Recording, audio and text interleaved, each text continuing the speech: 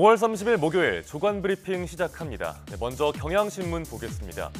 결혼을 안 해도 된다는 인식이 1020 사이에서 점점 퍼지고 있죠. 그런데 저소득층 가정 청소년들 사이에서 그런 경향이 더 강하게 나타났습니다.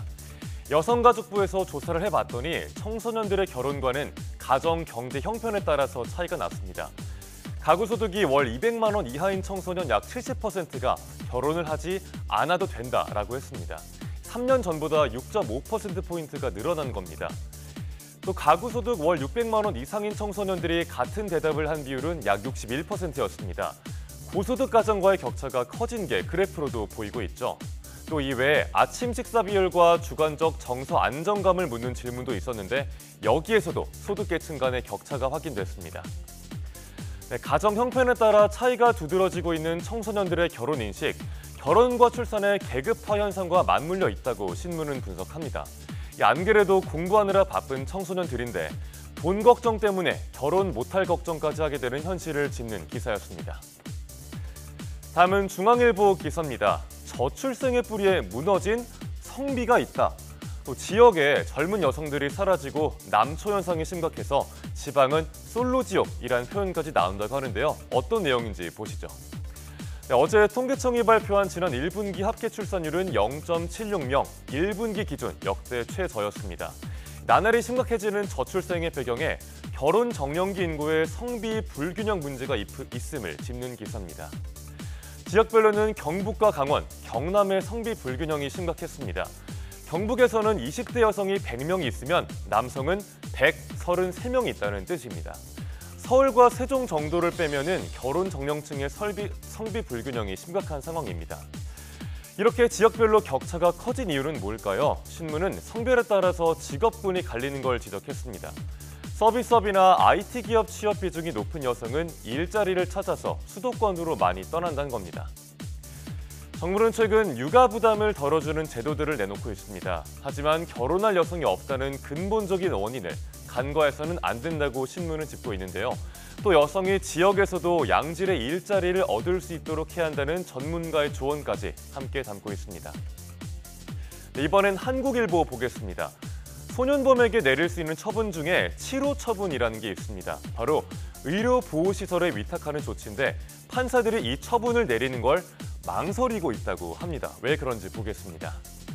정신질환이나 약물 복용으로 인해 치료가 필요한 소년범들이 있죠. 수감이나 격리보다는 치료와 요양이 더 시급합니다. 그런데 이들을 받아줄 수 있는 전담기관은 전국에 딱 한 곳뿐 대전소년원 부속 의원밖에 없습니다. 하지만 이곳의 정원은 딱 80명입니다.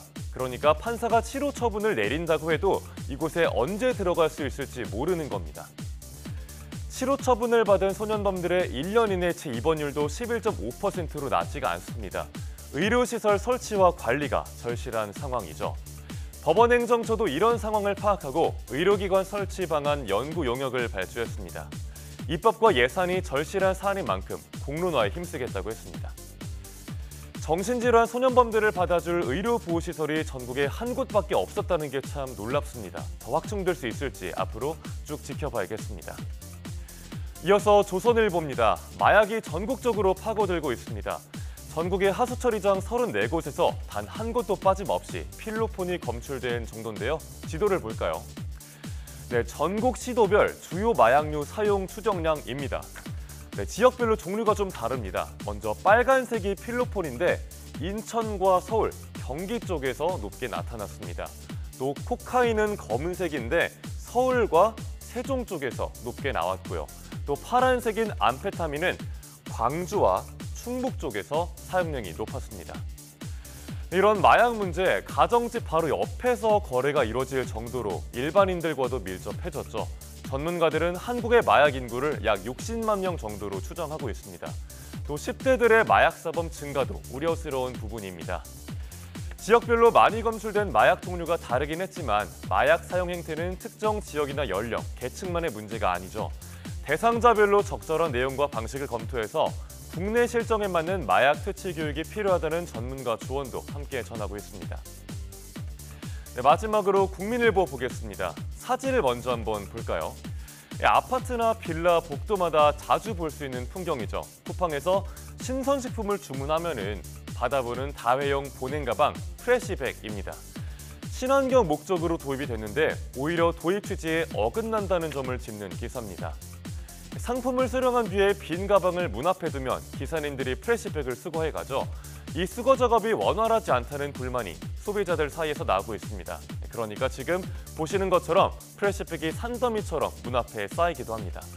또 주문한 상품 예습에서 과하게 사용될 때도 많아서 프레시백이 많이 오면 찍찍이라고 불리는 벨크로 탈부착과 실랑이를 벌이는 분들도 많고요.